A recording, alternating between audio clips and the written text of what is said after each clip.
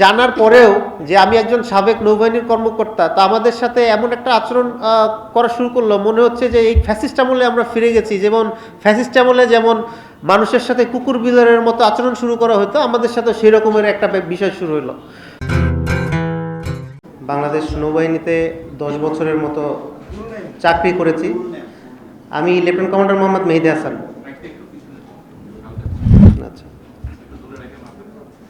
তো আমার বক্তব্যের শুরুতে আমি পরম করুণাময় আল্লাহর কাছে সন্তুষ্টি জ্ঞাপন করছি, কারণ আজকে আমি আপনাদের মাঝে সুন্দরভাবে বসে আছি।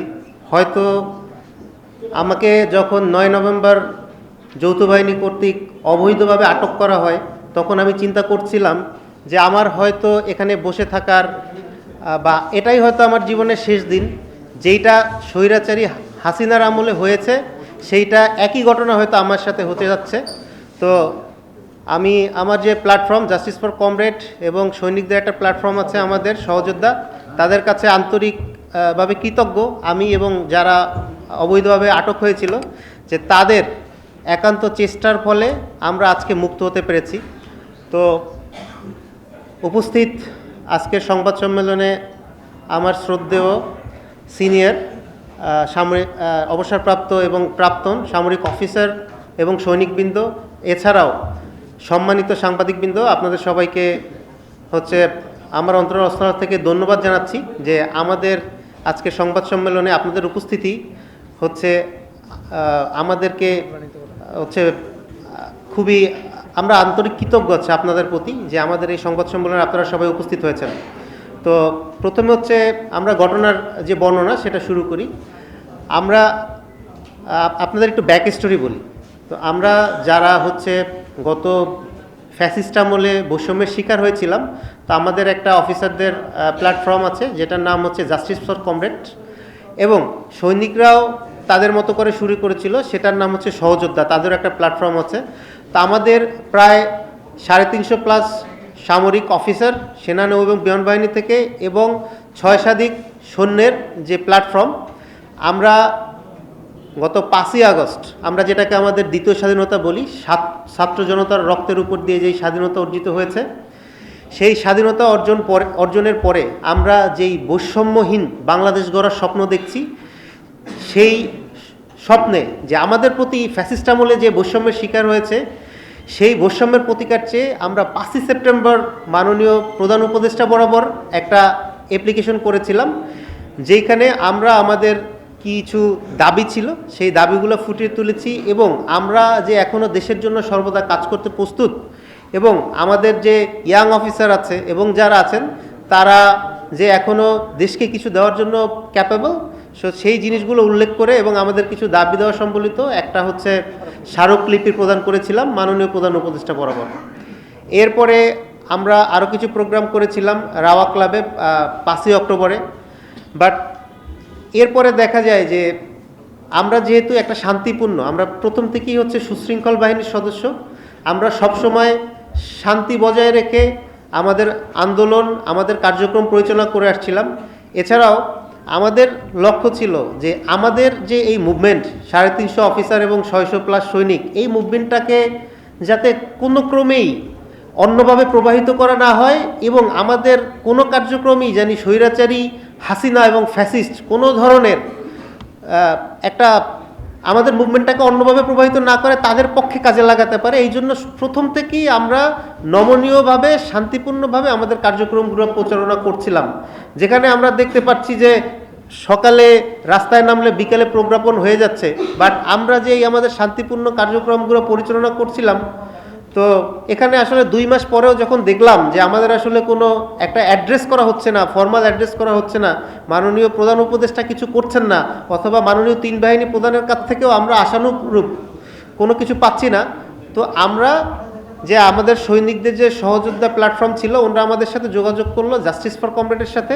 আমরা সমন্বিতভাবে একটা প্রোগ্রাম সেট করলাম, সেটা 10ই নভেম্বর, যে আমরা পুনরায় 2টা ফর্ম একসাথে হব এবং একসাথে হয়ে মাননীয় প্রধান উপদেষ্টা বরাবর আরেকবার স্মারকলিপি প্রদান করব।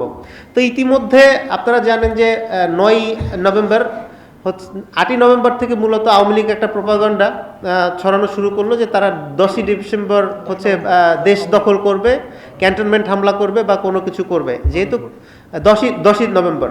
তো কাকতালীয়ভাবে যেহেতু আমাদের সাথে তাদের প্রোগ্রামটা মিলে যাচ্ছিল, তো আমাদের কিছু সৈনিকদের সাথে যারা ছিল, যারা সমন্বয় করছিল, এবং আমরা যারা হচ্ছে জাস্টিস ফর কমরেডের পক্ষ থেকে সমন্বয় করছিলাম, তো আমরা নিকুঞ্জতে যে একটা রেস্টুরেন্ট আছে ট্রাস্ট শর্মা হাউস নামে, হোটেল রিজেন্সির পিছনে, তো ওখানে আমরা একটু আলোচনায় বসি যে যেহেতু 10 তারিখে আওয়ামী লীগ একটা প্রোগ্রাম দিয়েছে, আমাদের প্রোগ্রামটা আমরা 10 তারিখ শেষ করে 10 তারিখ না করে 11 তারিখ করা যায় কি না, কারণ আমরা কোনোভাবেই বিতর্কিত হতে চাই না। আমরা 5ই আগস্টের আন্দোলনে ওতপ্রোতভাবে জড়িত ছিলাম। আমরা যেই ফ্যাসিস্টকে তাড়ানোর জন্য আমাদের অনেকে রক্ত দিয়েছে, আমাদের অনেকে আহত হয়েছে, তো আমরা চাচ্ছিলাম না যে আমাদের এই মুভটাকে কোনোভাবেই যে ফ্যাসিস্টের পক্ষের মুভ এই ধরনের তকমাকে কেউ দিক, এই জন্য আমরা হচ্ছে এই প্রোগ্রামটাকে 11ই নভেম্বর করার চেষ্টা করছিলাম। দ্যাট দ্য মিন টাইম যখন আমরা কথা বলছিলাম তখন রাত আনুমানিক 9টা থেকে 9:15। তো এর মধ্যে হুট করে সাদা পোশাকে ডিজিএফআইয়ের কিছু লোকজন ঢুকে একজন পরিচয় দিয়ে বলতেছে আমি মেজর, এবং আমাদের একজন সৈনিক ছিল মুস্তাফিজ, ওকে বলতেছে যে তোমরা সবাই বসো, আর্মি আসতেছে। তো তারা আসলে সংখ্যায় এত বেশি ছিল, তো আমরা মাত্র 6 জন ওখানে ছিলাম, তারা প্রায় 30-40 জন সাদা পোশাকে ছিল। তো এর 15 থেকে 20 মিনিট পরে র্যাবের ইন্টেলিজেন্সের গাড়ি, মোবাইল ট্র্যাকার সহ, তারপরে আর্মির 4টা জিপ, পুলিশের 2টা জিপ এসে আমাদের পুরো গ্রাউ করে ফেলে। তো যখন আর্মির হচ্ছে সিও আসলো, একজন লেফটেন্যান্ট কর্নেল আসলো, আমি তাকে উঠে জিজ্ঞেস করলাম যে স্যার আসলে আমাদের এখানে আটক করা হয়েছে কেন, আমরা আসলে কি দোষটা করেছি আমরা জানতে চাই। তো উনি আমাদের বলল যে তুমি বসো, জানানো হবে। তো ওখানে প্রায় 1.5 ঘন্টার মতো বসে, অ্যাট দ্য মিন টাইম তারা কি করতেছে, রেস্টুরেন্ট থেকে যত কাস্টমার ছিল সব কাস্টমারকে চলে যেতে বলে রেস্টুরেন্টটা খালি করতে বললো। তো এই প্রসেসিংয়ে হচ্ছে প্রায় 1.5 ঘন্টার মতো সময় লাগে। তো 1.5 ঘন্টার মতো সময় লাগার পরে আমি তাদের জিজ্ঞেস করলাম যে আমরা কেন এখানে আছি, আমরা কি কোনো দোষ করেছি, আমাদের বিপক্ষে কি কোনো অ্যালিগেশনস আছে বা কোনো ওয়ারেন্ট আছে যে এই আইনি বলে আপনি আমাকে তুলে নিয়ে যাবেন বা কোনো কিছু করবেন। তো আমাদের বলল যে তোমরা বসো, ভদ্রভাবে কথা বলছি, আমাদের অন্য উপায় অবলম্বন করতে বাধ্য করবে না। তো ওইখানে জানার পরেও যে আমি একজন সাবেক নৌবাহিনীর কর্মকর্তা, তা আমাদের সাথে এমন একটা আচরণ করা শুরু করলো, মনে হচ্ছে যে এই ফ্যাসিস্ট আমলে আমরা ফিরে গেছি। যেমন ফ্যাসিস্ট আমলে যেমন মানুষের সাথে কুকুর বিড়ালের মতো আচরণ শুরু করা হতো, আমাদের সাথে সেই রকমের একটা বিষয় শুরু হলো। তা আসলে 70-80 জনের মতো লোক, এর মধ্যে 30-40 জন ইউনিফর্মধারী, অস্ত্র সহ, আমরা মাত্র 6 জন। আমি আমার পক্ষ থেকে চেষ্টা করতেছিলাম জিনিসটা জানার জন্য, বাট তারা আমার সাথে কোনো কোঅপারেট তো করে নাই। প্রায় 10:45-এর দিকে আমাকে হচ্ছে ওখান থেকে একজন মেজর র্যাঙ্কের অফিসার আসলেন। তাদের নেম প্লেটটা হচ্ছে ঢাকা ছিল দেখে আমি নামটা বলতে পারছি না। তো উনি এসে বললেন যে আমাদের কিছু ঊর্ধ্বতম কর্মকর্তা ক্যান্টনমেন্ট থানায় আছে, তোমাদের সাথে একটু কথা বলবে। তো আমি জিজ্ঞেস করলাম যে স্যার আমাদের সাথে কথা বলবে, আপনারা তো আমাদের ফোনগুলো অ্যাট দ্য মিন টাইম আমাদের ফোনগুলো সবাই নিয়ে নিয়েছে, তো আপনি তো আমাদের ফোনগুলো নিয়ে নিয়েছেন, আমরা একটু ফ্যামিলিকে জানাই অথবা আমাদের সিনিয়রদের জানাই, সো দ্যাট তারা হচ্ছে আমাদের একটু ট্র্যাক করতে পারে আমরা কোথায় আছি না আছি। এখন উনি আমাকে বলল ভাই তুমি সামরিক বাহিনীতে ছিলা, তুমি জানো আসলে কি প্রসিডিউর কি, আমি পারবো না, তোমারে বলছি তুমি চলো। তো আসলে ব্যাপারটা এমন ছিল যে এখানে আসলে বলার আর কিছু ছিল না। সো আমরা ওনার পিছনে গেলাম, যাওয়ার পরে ক্যান্টনমেন্ট থানায় আমাদের নিয়ে গেল। ক্যান্টনমেন্ট থানায় নেমে জাস্ট ওই যে মেজর ছিল, মেজর বলল যে তোমরা আসো।